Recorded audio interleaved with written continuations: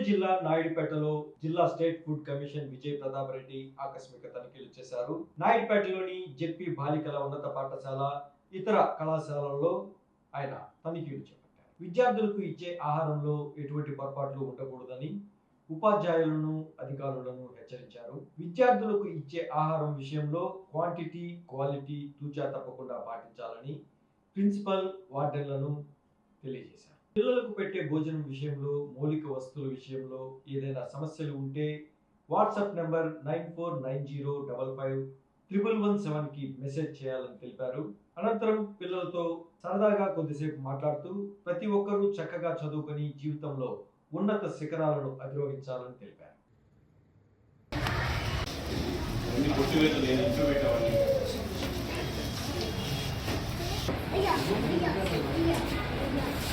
మీరు రెండు దఫాలు ఇస్తున్నారా?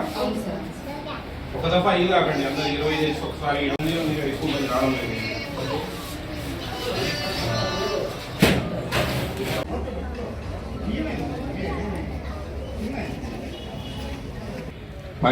పంచపక్ష పరమాణాలు ఏం తెచ్చుకోం కదా, కాబట్టి ఆరోగ్యం బాగాలేకుండా ఇంకా ఆరోగ్యం మంచి. స్కూల్ డ్రెస్సులు, బుక్స్, బ్యాగ్స్, షూస్ అన్ని ప్రభుత్వం కల్పిస్తాం. ఇది ఒక మంచి తరుణం. ప్రభుత్వంలో ఇప్పుడున్న ఏపీ స్టేట్ ప్రభుత్వంలో చదువుల విప్లవం జరుగుతా ఉంది.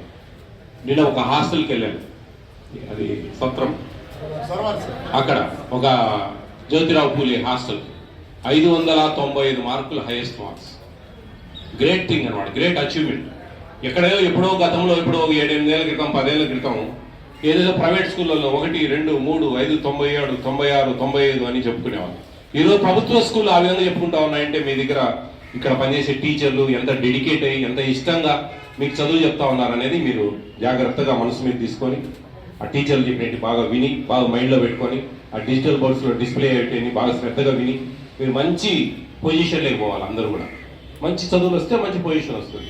చదువు అనేది ఒక మంచి ఆయుధం. ఆ ఆయుధం చేతిలో ఉంటే ఉద్యోగాలే కాదు, ప్రైవేట్ జాబ్స్ చేయొచ్చు. ప్రైవేట్ సెక్టార్ ఎంతో ఉంది. మీ దగ్గర స్కిల్స్ ఉంటే కదా 3 లక్షలు 4 లక్షలు కూడా నెలకు తీసుకునే పరిస్థితులు ఉన్నాయి.